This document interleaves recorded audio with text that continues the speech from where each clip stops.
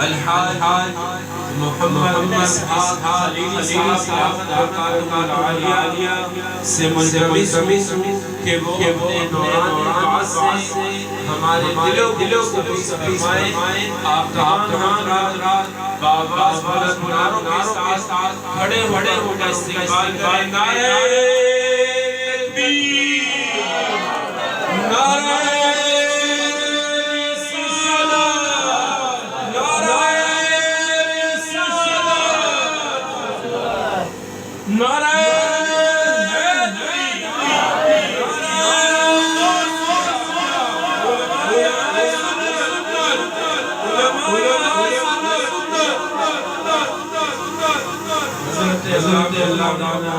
محمد اسحاق خلیل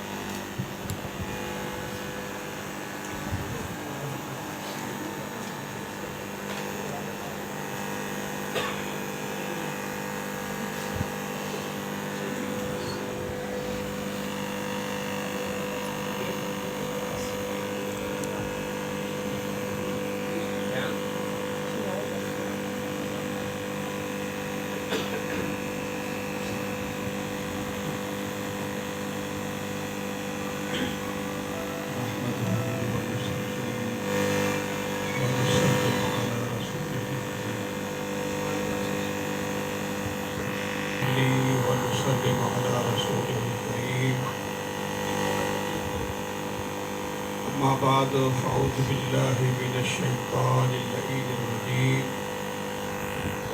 بسم الله الرحمن الرحيم.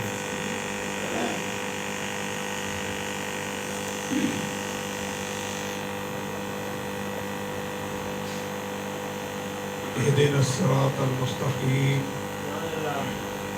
صدق الله العظيم وصدق رسوله النبي الكريم الأمين. ونحن على ذلك لمن الشاهدين والشاكرين والحمد لله رب العالمين. إن الله وملائكته يصلون على النبي يا أيها الذين آمنوا صلوا عليه وسلموا تسليما. اللهم صل وسلم على سيدنا محمد النور الذاتي وسر الساري في سائر الأسماء والصفات.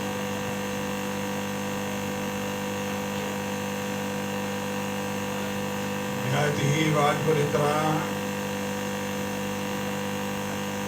سامعین کرام، بزرگوں، دوستوں، نوجوانوں،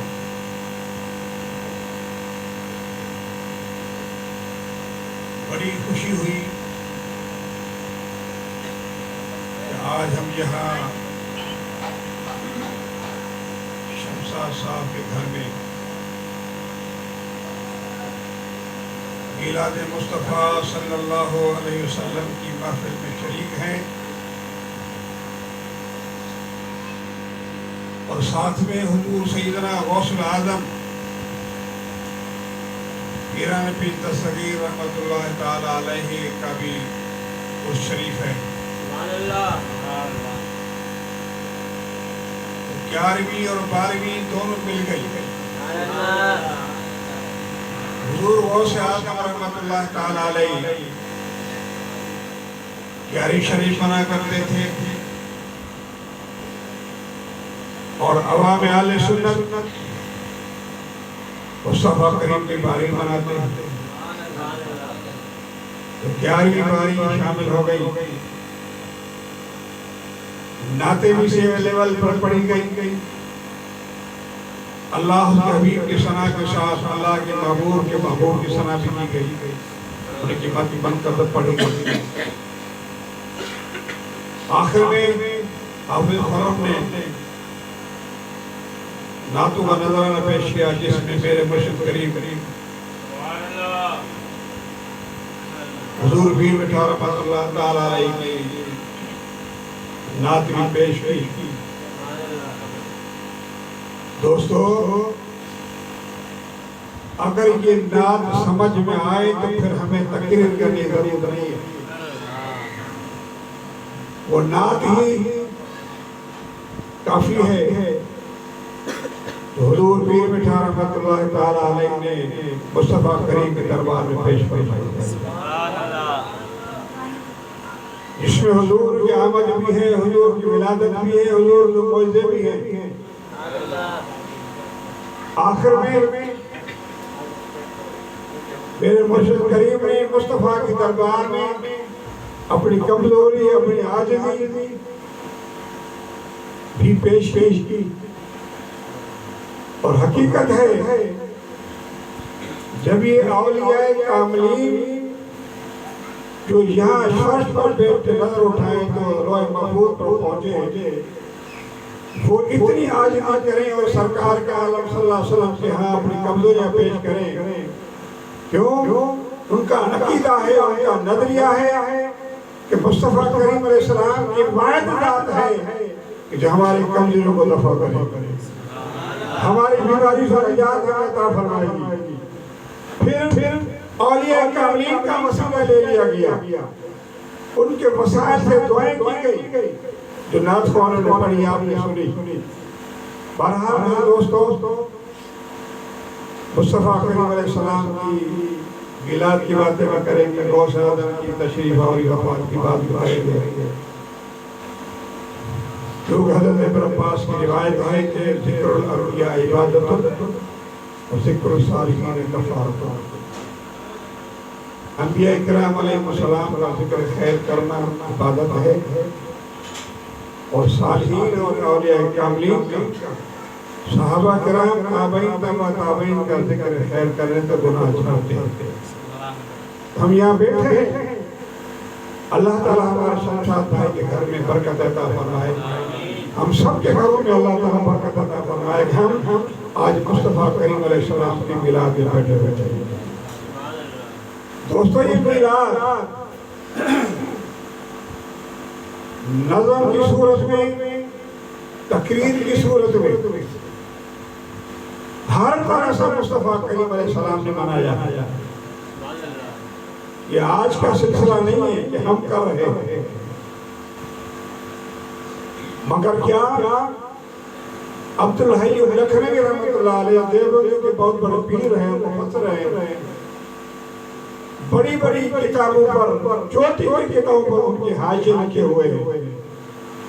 انہیں اپنے مجموع فتویٰ کے اندر لکھا ہے کہ صحابہ کرام بھی میلاد منایا کرتے تھے، مگر ان کے میلاد کا طریقہ اور تھا، ہمارا طریقہ اور طریقہ اور کوئی فرق نہیں ہے. میلاد وہی ہے. حضور کی ثنا خوانی کریں، حضور کے معجزے بیان کریں، حضور کی تعریف کریں، مگر کیا فرق ہے؟ اس زمانے میں فکر نہیں تھا، لائٹ سے نہیں تھی، مگر نعت خوانیں موجود تھی. حضور خود تقریر فرماتے تھے، صحابہ کرام کتاب سنتے اور بگڑتے تھے.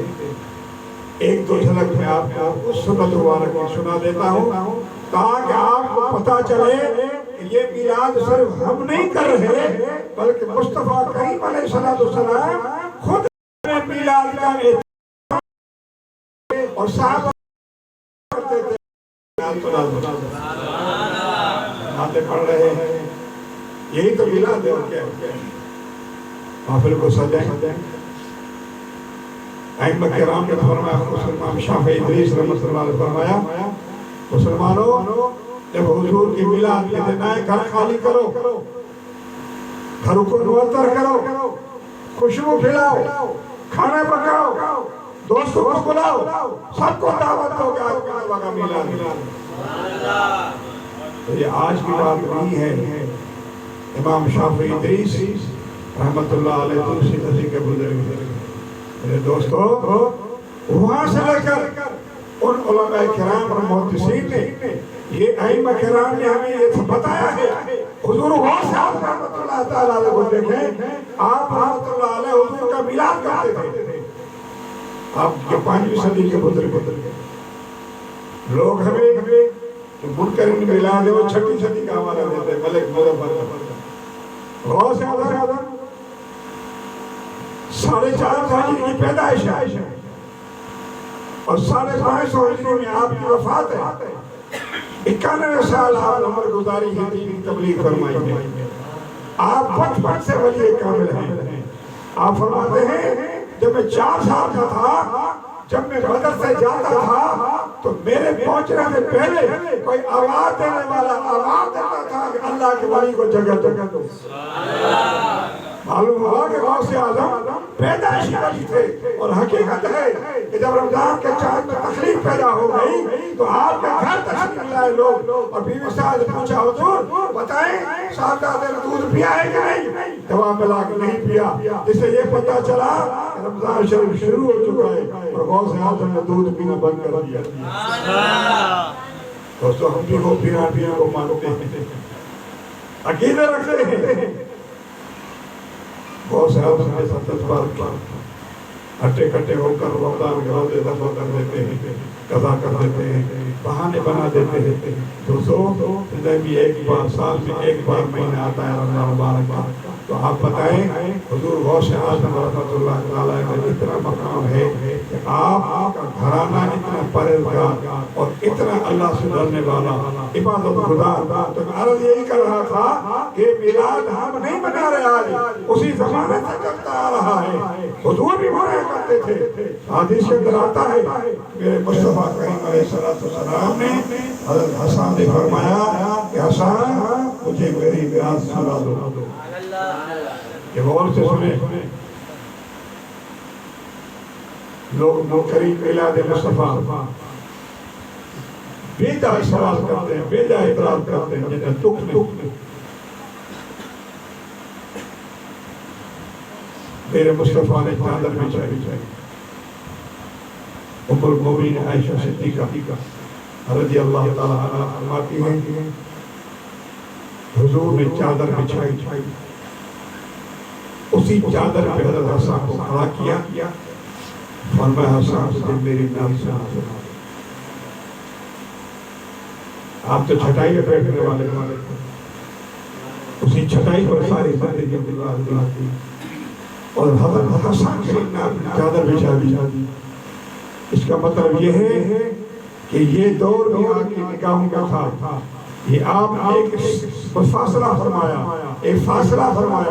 ایک طے شدہ فرمائی بات کہ آخر زمانے میں دنیا میں ایک زمانہ آئے گا لوگ نعتوانہ کریں گے لہذا ہم کے حضور نے رواج کر کے اسٹیج بچھاؤ الگ سے چادر بچھاؤ الگ سے اہتمام کرو نعت خوانوں کو بٹھاؤ ان کی تعریف کرو اس لیے میرے مصطفیٰ نے سارا خانوں کی تعریف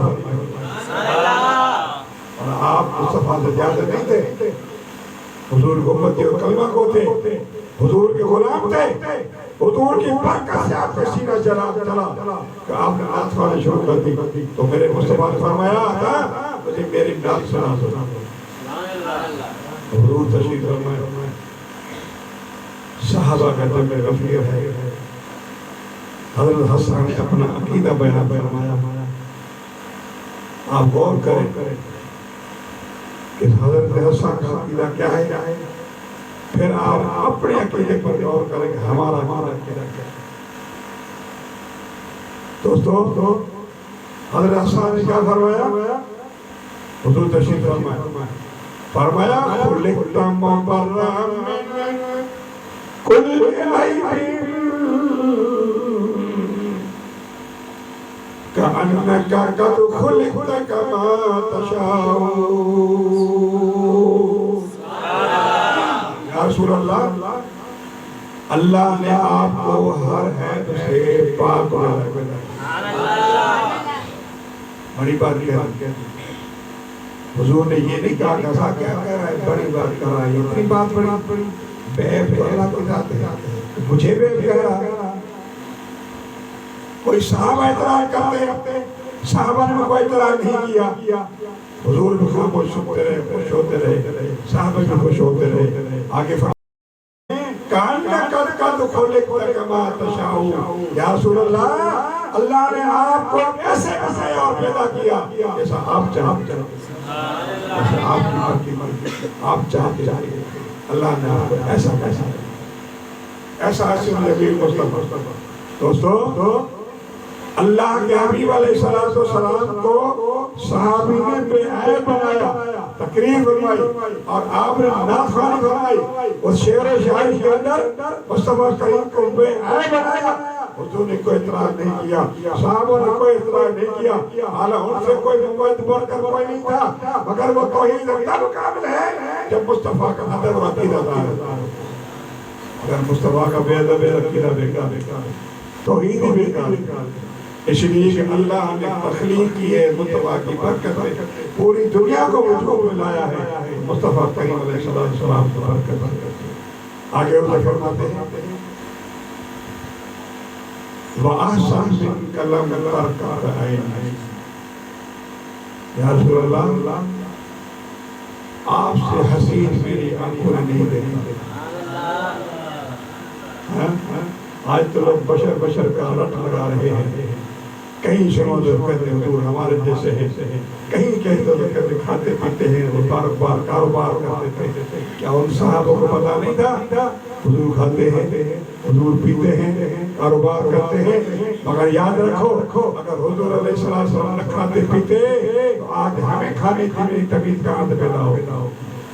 حضور نے سکھایا کیسا کھایا جاتا ہے، حضور نے سمجھایا کیسے پیا جاتا ہے، حضور نے سمجھایا کیسے کاروبار ہوتا ہے۔ مگر میرے دوستو حضور کا کھانا پینا ہمارے لیے تعلیم ہے۔ حضور نے کھایا تو عمر بھر میں کیا کھایا، ہم تو بوری مہینے میں کھا جاتے ہیں، میرے مصطفیٰ نے پورے زندگی بوری کھائی، ہم تو ایک بوری مہینے میں کھا جاتے ہیں، زیادہ ہی کھا جاتے ہیں۔ مگر میرے مصطفیٰ کریم علیہ السلام دیکھنے کیا کھایا، ہمیشہ روزے رکھے، وصال کا روزہ رکھے۔ وصال کا مطلب روزہ افطاری کرو، کھانے بغیر پھر افطاری کرتے جاؤ، پھر روزے رکھتے جاؤ۔ صحابہ کرام رضوان اللہ علیہ اجمعین نے دیکھا حضور مسلسل روزے رکھ رہے ہیں تو صحابہ کرام نے بھی روزے رکھنا شروع کر دیا۔ حضور کے تابعدار تھے، حضور سے محبت تھی، ہماری طرف سے دعویٰ نہیں تھی، وہ پریکٹیکل حضور کے سامنے کر کے دکھا دیتے تھے۔ یا رسول اللہ جب حضور نے دیکھا کہ میرے صحابہ کمزور ہو رہے ہیں اور یہ نڈھال ہو رہے ہیں، حضور سمجھ گئے کہ کیا کر رہے ہو، تمہیں کیا ہو رہا ہے۔ عرض کرنے لگے یا رسول اللہ ہم تو وصال کا روزہ رکھ رہے ہیں۔ حضور نے فرمایا تمہیں کس نے کہا تھا وصال کے روزہ رکھو، کس نے کہا؟ حضرت یا رسول اللہ آپ جو رکھ رہے ہیں ہم نے آپ کو دیکھا۔ حضور نے کیا جواب دیا؟ ایکم مثلی،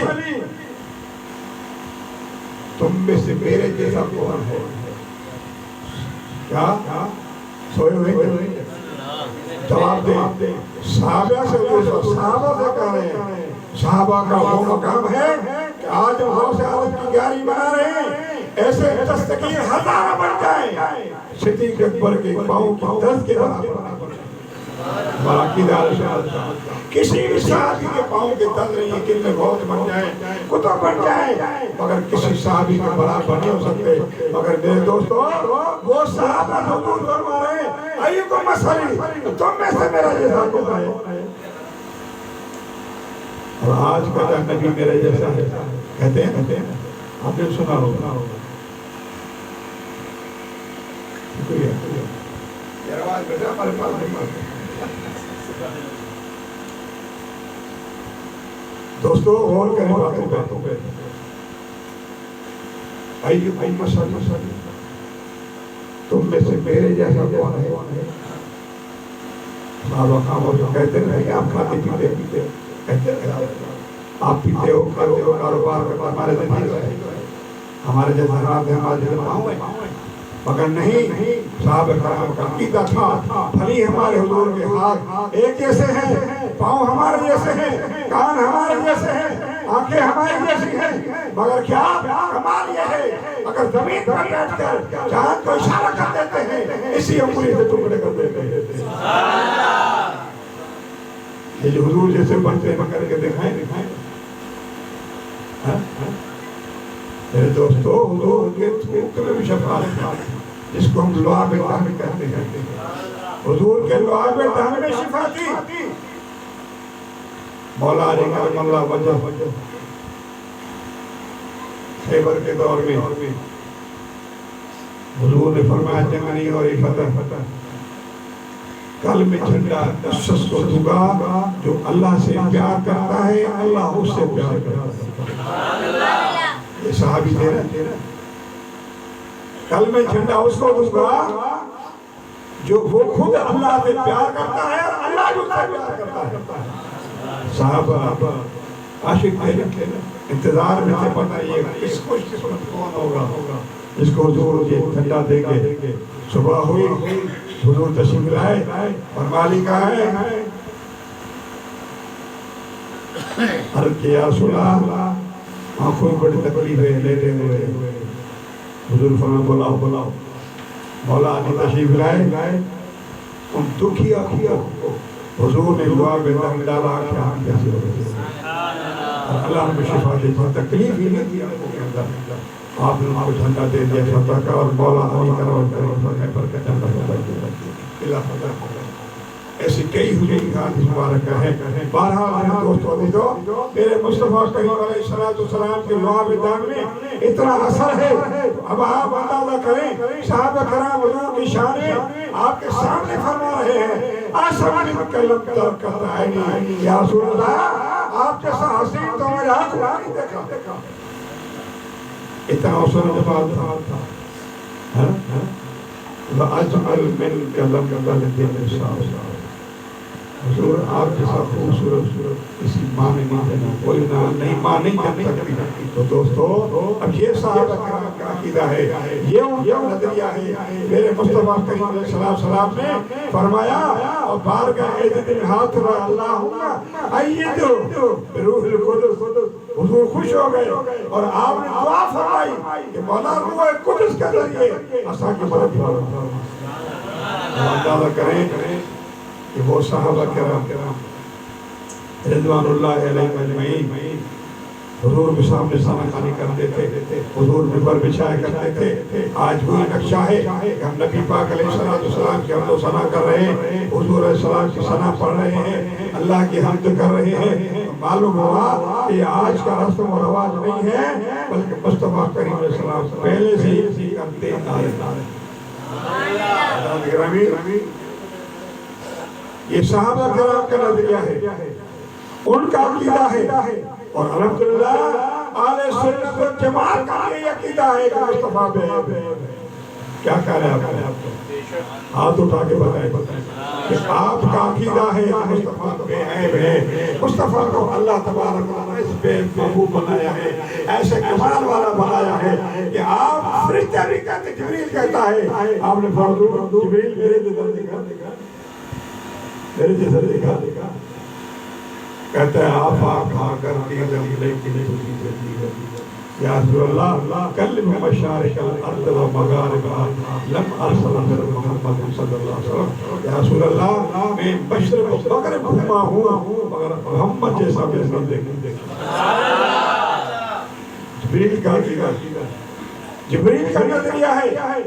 الحمدللہ ہم اہل سنت جماعت کا یہی نظریہ ہے کہ جبریل کا عقیدہ ہے۔ مولا علی سے پوچھو، حضرت مولا علی نے فرمایا مصطفیٰ کا مقام یہ ہے کہ نہ میرے مصطفیٰ سے پہلے جیسا دیکھا ہے، مصطفیٰ کے بعد دیکھا۔ صحابہ کا نظریہ ایسے محبوب خدا۔ دوستو کسی نے کہا کہ نبیوں میں نبی ایسے کہ ختم الانبیاء تیرے، حسینوں میں حسین ایسے کہ محبوب خدا تیرے۔ ایسا حسن جمال والے مصطفیٰ حضرت جابر فرماتے سمر میں جابر فرماتے ہیں 14 تاریخ کا چاند اپنی پوری جوانی میں روشن کیا ہوا ہے۔ حضور آرام کر رہے ہیں، ڈھائی دار کپڑے سے لیٹے ہوئے کبھی حضور کے چہرے کو دیکھتا ہوں تو کبھی میں چاند کو دیکھتا ہوں۔ آپ فرماتے ہیں میں چاند بھی دیکھ رہا ہوں، حضور کے چہرے کو دیکھ رہا ہوں، مگر میرے زمین نے یہ فیصلہ کیا کہ مصطفیٰ کا چہرہ چاند سے زیادہ چاند یہ صحابہ کا کیا. اس حدیث کو پھر علامہ اقبال سے پوچھیں، وہ کہہ رہے ہیں کہ چاند سے تشبیہ دینا یہ کوئی انصاف ہے، ان کے چہرے پر چھایا حضرت کا چہرہ صاف ہے.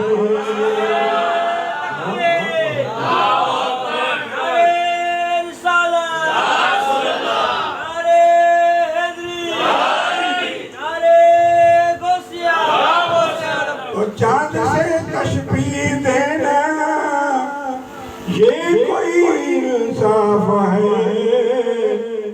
ان کے منہ پر چھایا حضرت کا چہرہ صاف ہے. چاند دیکھا ہے نا آپ نے؟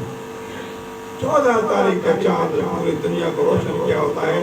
آپ ہاتھ اٹھا دیکھو، غور سے دیکھو، ان کے چہرے پہ چھائیاں نہیں آ رہی، نقشہ نظر آ رہا ہوگا، مگر مصطفیٰ کا چہرہ ایسا پاک اور نورانی چہرہ، جبریل بھی چہرہ دیکھ کر کہتا ہے حضور میں نے آپ جیسا دیکھا.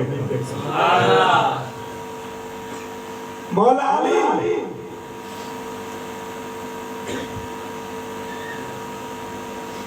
ماشاءاللہ بچے کی ڈوٹی لگا دیا. اللہ تعالیٰ دراز کرا خیریت سے. دوستو سوچنے کی بات ہے، آج ہمارے بھائی شمشاد بھائی نے آج یہ نقشہ حضور کی سنت پہ عمل پیرا، ہم بیٹھے ہوئے ہیں حضور کی غلامی دے رہے ہیں، حضور کی ڈیوٹی دے رہے ہیں.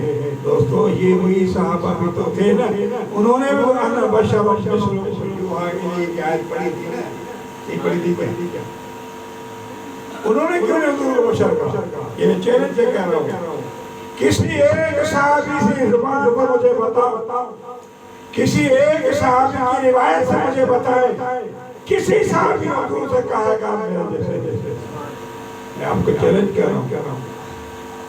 باری پور میں رہتا ہوں، شمشاد بھائی اب یہاں رہتے ہیں، ان کو لکھ کر دے، لکھوا کے دے. یہ صحابی ہے جس نے مصطفیٰ سے کہا تھا میرے جیسا. اگر حضور سے بات ہوتی تھی تو یا رسول اللہ کہتے تھے، یا نبی اللہ کہتے تھے، یا حبیب اللہ کہتے تھے. رکھا نام حضور کا نہیں لیتے تھے، محمد نہیں کہتے تھے. پر جب کوئی کام آتا تھا حضور سے گفتگو ہوتی تھی، اگر حضور سوال بھی کرتے تھے تو آپ کہتے تھے کہ اللہ و رسولہ اعلم. اس کا مطلب کیا ہے؟ پتہ ہے مطلب کیا ہے؟ اللہ و رسولہ اعلم. اللہ اس کا رسول سب سے زیادہ اعلم، سب سے زیادہ جانتا ہے. اور آج کل کا بولی بولن نبی نہیں جانتا. فرق ہے نا. حضور کے صحابہ ہیں، نبی تو سب سے زیادہ جانتا ہے. میرے دوستو، اور حقیقت ہے کہ اللہ تبارک و تعالیٰ نے آپ کو ایسا کمال عطا فرمایا. سارے کتب کو پڑھیں، محدثین کو پڑھیں، نویں صدی کے بزرگوں کو پڑھیں، ان سے پیچھے والوں کو پڑھیں. اللہ کے نبی کے لیے فرمایا کہ اللہ نے مصطفیٰ کو وہ مقام و علم دیا ہے جو سارے نبی ایک طرف اور مصطفیٰ کا علم ہے. تو حضور کا مقابلہ نہیں کر سکتے. معراج کی بات. دوستو یہی وجہ تھی. جو سب سے اعلیٰ علم رکھتا ہے، سب سے اعلیٰ مقام رکھتا ہے، وہی امام بنتا ہے. جب آپ بیت المقدس میں گئے، اللہ کے نبی ہمارے حضور علیہ السلام تشریف فرما ہے، سارے نبی سب کے ساتھ ہیں، کسی کو ضرورت نہیں کہ آجے مصلی صالی ہے. جبریل حضور کا ہاتھ پکڑا، یا رسول اللہ آگے نماز آپ نے پڑھا. حالانکہ سارے نبی مقام رکھتے ہیں نا. سارے نبیوں کے عہدے بڑے ہیں، میرے آقا کا منصب جدا ہے. نبی نے شان باندھ کسی کو کچھ نہیں کہتے، شان والے ہیں، مگر دل کا آباد، یہ تو اللہ کا فیصلہ ہے نا، سارے رسول ہیں یہ، مگر کسی کو یہ ہے، ہر ایک کو اپنا درجہ مقام دیا ہے، کسی سے اپنا دیدار کراتا ہے، کسی سے باتیں کرتا ہے، اور کسی سے بھائی کے ذریعے احترام کرتا ہے، مگر واحد جنہیں مصطفیٰ نے اللہ کو دیکھا تو سارے نبیوں کے عہدے بڑے ہیں، میرے آقا کا منصب جدا ہے، ہم نے اپنے بڑوں سے سنا ہے، ہم نے اپنے بڑوں سے سنا ہے، صرف اللہ ہی ان سے بڑا ہے، صرف اللہ ہی ان سے بڑا ہے۔ تو دوستو یہ انسانیت کا کمال ہے، ان کا عقیدہ ہے۔ عبدالعزیز سے پوچھئے، وہ فرماتے ہیں کہ لا یمکن الثناء کما کان حقہ، اتنے بڑے معجز ہیں، بڑے معجز ہیں، لوگوں نے اپنے سرٹیفکیٹ سند پر آپ کے نام لکھے ہوئے، عقیدہ دیکھو کہ لا یمکن الثناء کما کان حقہ، یا رسول اللہ مجھے کیا طاقت ہے کما حق میں تیری تعریف کروں، نہیں کر سکتا، کیوں؟ جب خدا کی قسمیں کھاتا ہو، جس نبی کی خدا قسمیں کھا رہا ہو، اس کا کس کو طاقت ہے کما حق کو بیان کرے؟ جب حضور جس شہر میں پیدا ہوئے، رب نے شہر کی قسم کھائی۔